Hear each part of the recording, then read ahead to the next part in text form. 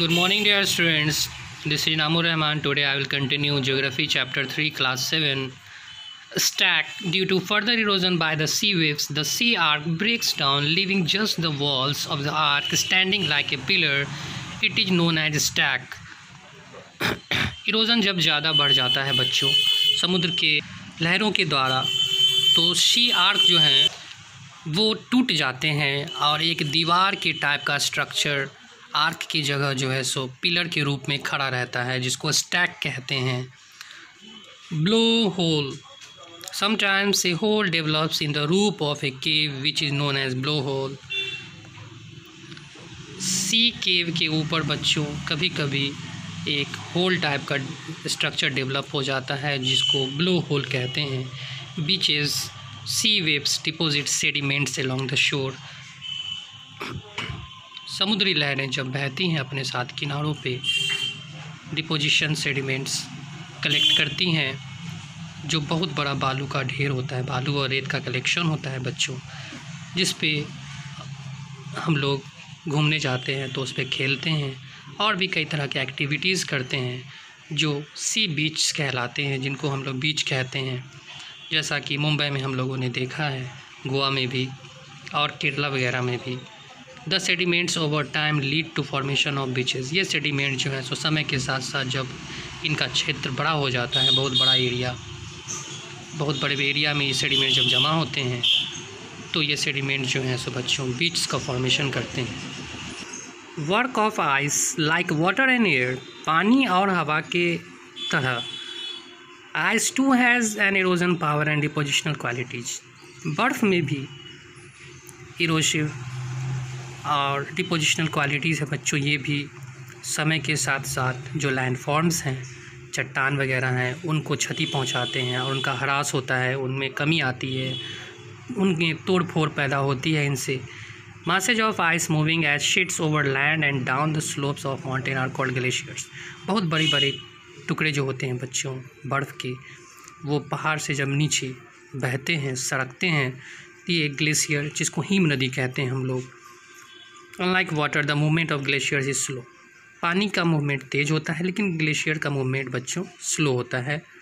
Glaciers move basically because of force of gravity. Just gravity की वजह से जो है सो ग्लेशियर्स मूव करते हैं. Erosion bye them is tremendous because of friction caused by the weight of ice. जैसा कि हम लोग जानते हैं, बर्फ़ का भार बहुत ज़्यादा होता है, वो खुरदुरा भी होता है. ये बहुत बड़ी मात्रा में इरोजन करता है और बहुत ही ज़्यादा ट्रिमेंडस होता है, बहुत भयावह होता है इसका इरोजन.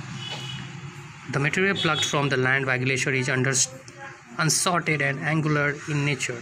ये जो चीज़ें ग्लेशियर के द्वारा जो तोड़ फोड़ की जाती हैं, ये चट्टानों के छोटे छोटे जो टुकड़े होते हैं, नुकीले होते हैं, अलग अलग एंगल्स के होते हैं, ये चट्टानों से तोड़ लिए जाते हैं, उससे खुरच लिए जाते हैं बच्चों.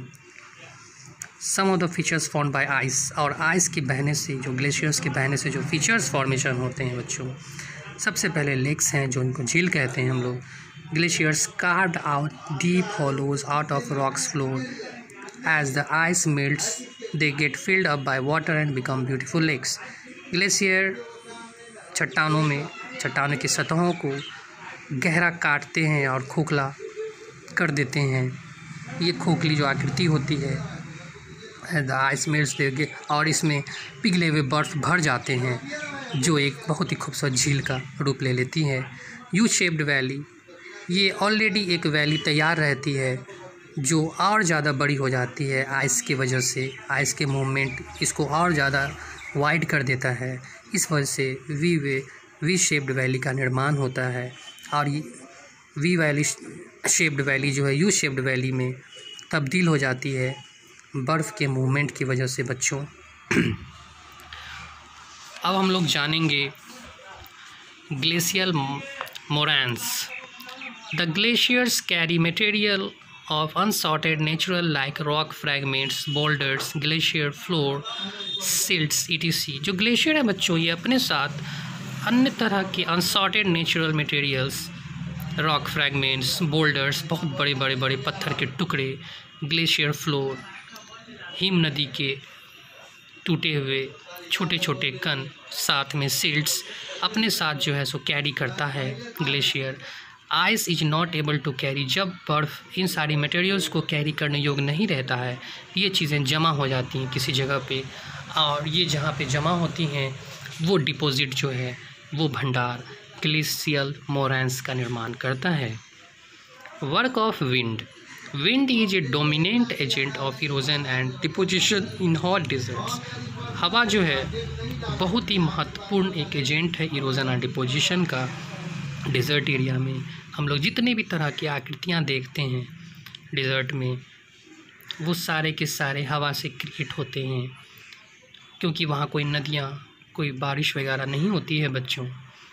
ड्राई और बैरन लैंडस्केप, सूखे और बंजर ज़मीन की वजह से मिट्टी के जो पार्टिकल्स हैं वो एक जगह से दूसरी जगह हवा की मदद से उठकर, हवा उनको बहाकर उड़ाकर एक जगह से दूसरी जगह ले जाती है। बहुत बड़ा भंडार पहाड़ जैसा क्रिएट हो जाता है, और ये एलियन फीचर्स कहलाते हैं, जो रेगिस्तान में हवा के द्वारा डिफरेंट स्ट्रक्चर्स के फॉर्मेशन को एलियन फीचर्स कहते हैं। ये मशरूम रॉक्स पहले नंबर पे, जब rocks when exposed to the wind, जब रॉक्स हवा के संपर्क में आते हैं और इसका निचला भाग धीरे धीरे फ्रिक्शन से घिसता चला जाता है, और ज़मीन से ऊपर चट्टान में जब ये फ्रिक्शन क्रिएट होता है तो चट्टान का निचला भाग धीरे धीरे पतला होता चला जाता है और ये मशरूम का स्ट्रक्चर ले लेता है। आप इस तस्वीर में देख रहे हैं बच्चों, ऊपर एक काला कलर का जो चट्टान, ये काला रंग का चट्टान मशरूम की तरह दिख रहा है बच्चों। उसका निचला भाग हवा के थपेरे खा कर एक्सटर्नल फोर्सेज के द्वारा घिस चुका है बच्चों। अरेबिया में ये चट्टानें देखी जाती हैं जिनको गारा कहते हैं बच्चों। अब हम लोग बात करेंगे सैंड ड्यून्स की, जो बहुत ही पॉपुलर स्ट्रक्चर है, रेगिस्तान में बनने वाला एक स्ट्रक्चर है ये। It is one of the most important feature formed by the wind. हवा के द्वारा फॉर्म होने वाला ये बहुत ही महत्वपूर्ण फीचर है, जैसा मैंने पहले ही बताया, और पॉपुलर भी। A sand dune is basically a mount, ये बहुत बड़ा एक भंडार होता है, बहुत बड़ा ढेर होता है। ए हिल और ए रिज ऑफ सैंड, बालू का छोटा सा पर्वत भी हम लोग कह सकते हैं इसको, जो एक जगह जाकर जमा हो जाता है। ये सैंड ड्यून्स जो जमा होते हैं, जो फॉर्मेशन होता है इनका, form when there is an obstacle on the way of the wind, जब हवा की बहने में रास्ते में जब ऑब्स्टिकल क्रिएट होता है तब इसका फॉर्मेशन होता है बच्चों। The obstacles can be anything, या तो कोई प्लांट हो, या कोई बुश, कोई पौधे, कोई झाड़ियाँ, या एक कोई बहुत बड़ा पत्थर हो सकता है वो, और dead remain of the animals, या किसी मरे हुए जानवर का जो अवशेष होता है। जो ऊँट बहुत बड़ा जानवर होता है बच्चों, वो अगर कहीं पे जाकर मर जाता है तो उससे हवा के बहने में ऑब्स्टिकल क्रिएट होता है हवा के बहने में बच्चों। और इस ऑब्स्टिकल्स के क्रिएट होने के बाद बहुत बड़ी मात्रा में बालू को, सैंड को हवा के द्वारा उड़ाया जाता है और किसी दूसरे जगह ले जाकर जमा कर दिया जाता है, जिसकी वजह से बहुत बड़ी विशाल स्ट्रक्चर क्रिएट हो जाते हैं बच्चों, जो सैंड ड्यून्स के नाम से हम लोग जानते हैं, जिनको बालू का टीला भी बोलते हैं इनको बच्चों हम लोग। आप लोग ने टीवी में भी कई बार देखा होगा, और अगर कभी रेगिस्तान आप लोग विज़िट करेंगे तो वहाँ पे आपको देखने को ये चीज़ें मिल सकती हैं बच्चों। नेक्स्ट वीडियो में हम लोग क्वेश्चन आंसर करेंगे। अभी जो भी चैप्टर्स मैंने पढ़ाए हैं, अब इस वीडियो के बाद मेरा नेक्स्ट वीडियो क्वेश्चन आंसर पे होगा बच्चों। आप लोग मेरे बनाए हुए वीडियो से ही क्वेश्चन आंसर करेंगे। जो मैं वीडियो में लिखाता हूँ उनको आप नोट करेंगे।